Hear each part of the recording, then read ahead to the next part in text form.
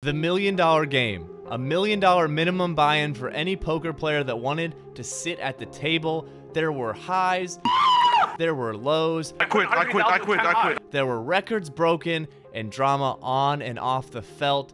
I don't care, I'll beat the fuck out of you. Lots of viewers had many questions, so I sat down with Nick Vertucci, one of the minds behind the high-stakes poker game, and he didn't hold back at all. Do you want to comment on that? I don't give softball interviews, bro. I give you the truth. That's why everyone fucking is on my ass constantly. What was the toughest part about this whole thing? The herding cats. That was the toughest part, the players. We had a lot of big names right at the 11th hour kind of pull out. We knew from the beginning that would be our biggest challenge. When Hustler first released the $1 million game lineup, it included Eric Persson and Mikki, two action-packed poker players that viewers love to watch. Then it was announced that Eric would be pulling out of the game, and then Mikki posted this video. I'm scheduled to play the $1 million game this Saturday. I think it's the 27th. Feldman called me in late tonight to let me know that he is going to be withdrawing one of my terms. Unfortunately, my most important term. So with that, I'm going to be withdrawing from the game. Was Mikki a shock when he pulled out? I think Eric Persson was the bigger shock. We really thought he was locked in. He had a business situation that he had to put in front of his commitment.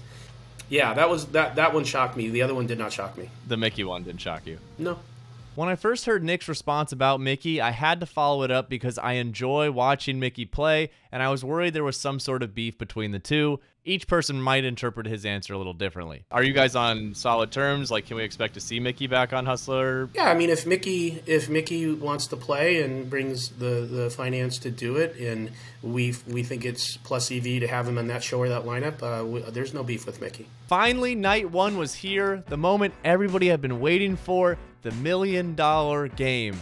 And Poker Twitter did what Poker Twitter does. What were your initial thoughts when you're on Twitter and you put together this big game and people are complaining? I kind of expected pushback no matter what because you always get it, but that was even a little more than I was ready for, but it didn't bother me because I knew we were on the way to that game and the other three games being epic. Respectfully, the poker community, you could jump in a pool and save a baby, and then you'd get trolled for wasting water that splashed out of the pool, right? Night two, the community got even more upset when the buy-in was brought down from $1 million to $500,000. I asked Nick if that had something to do with night one, and here's what he had to say. No, that was an audible. That we did not succumb to pressure from the viewers. What it was is we wanted a fella named Aussie Matt to play, and he had a 500 ball. And we thought he would be great for the show and great for the game, and ultimately he was. You do have to let the other players have the ability to buy in for 5. Any poker player knows if you buy in short, you have a little bit of an advantage over the other players and a little edge because you don't have as many chips around the table. It turned out Aussie Matt did bring a lot of much-needed action to the table, but the night was overshadowed by Pepe, a popular at the Hustler Casino live streams, dropping out last second and posting this video online about something that Nick had said. Yeah, Vertucci fucked up. So no more Hustler Casino live, guys. No more. I would be remiss if I didn't ask you about kind of one of the bigger headlines around Game 2, which was a little bit of the fallout with Pepe. Do you want to comment on that? Look, I'll make this really simple and easy. I like Pepe. He's great on our show. I have a few times we've trolled back and forth with the comment that I made on stream. He was fine with it. Maybe my co-host, put one word into it that heightened it for him, which I know 1000% was in jest by her. No bad intention, but because that's how the individual felt, it needed to be straightened out. Him and I are good. He's welcome to play on our show anytime, and I do not believe any of that troll that was going on about what he does at all. So that's all I have to say, man. Then came night 3. Introducing Rampage Poker. If you don't know who he is, you've been living under a rock. One of the most popular poker content creators and also poker players who has been on a run lately. joins the $1 million game with a lot of fans buying stake. He's up against Hands and gets him to fold a set of queens when Rampage only had ace high. This was the first moment that broke the internet, and I had to ask Nick, were you hoping for it to happen? Well, I think it was going to make headlines either way. But, of course, the headlines are a little more interesting since it got through, right? And we've been producing shows, and we know sometimes the result, whether it gets through, is a little more plus EV for the viewership. Sometimes it's not. Sometimes it's better go that way. You know, we're pretty resigned to the fact that we just let the cards fall where they fall. After the action-packed hand with Rampage, viewers didn't know what was about to happen next. Tony G picks up pocket aces and ends up folding them to Nick Airball after the turn. He stands up and says this. I quit. It's okay. I quit. Fucking stinks. That was like a fucking setup hand. That wasn't like fucking unbelievable. I could only imagine what was going through Nick's head. I will tell you this, my jaw dropped.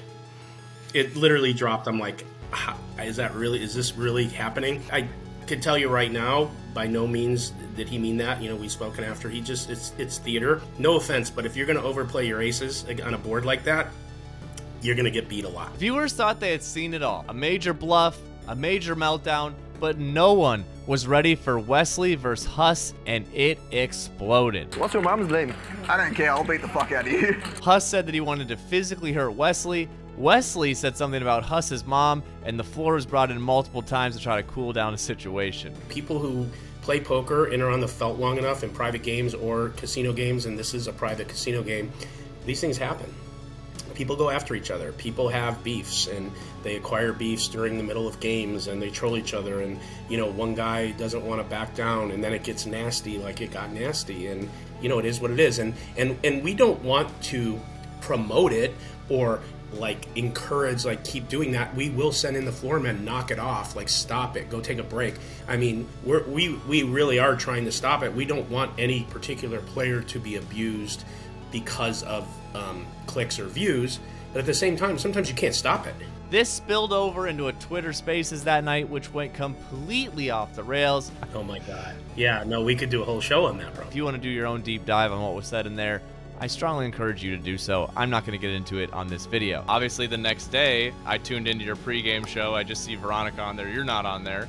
And then a less than happy Nick walks on set, sits down, and... We are canceling today's show, but we will be back tomorrow. That's right. After one of the biggest nights in poker history, Hustler Casino Live was canceling the Memorial Day show. Fans were back to being upset, but also worried what this meant for the show moving forward. Was any of that tied to the drama that happened on Twitter Spaces? And then B, were you upset that the show was not happening? Is that why you were upset, or is that separate? I think what people don't see, because they're just seeing the finished product, is there's a lot of plates being spun in the background, and sometimes they're not all positive plates, but that's part of this. That's what makes it so amazing. Like, if it was easy, it wouldn't feel as fulfilling when it was over. So the game was canceled due to everybody being exhausted and the player pool needing to recharge, but why was Nick so upset that day? I'll just say it. Veronica and I are friends, and I love her, but we fight. And I was in a really big fight with her the day before and that day. What's up? Not much.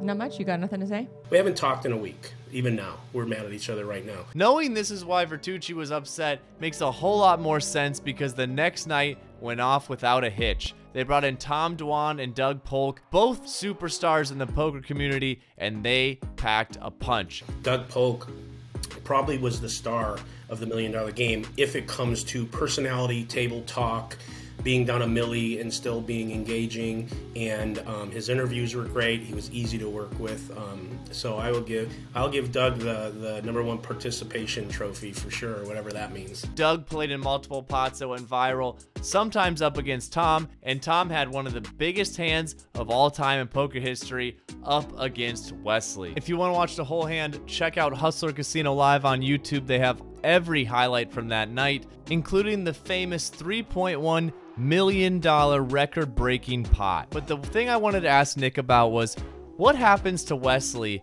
after losing a $3.1 million pot, the biggest pot in poker streaming history?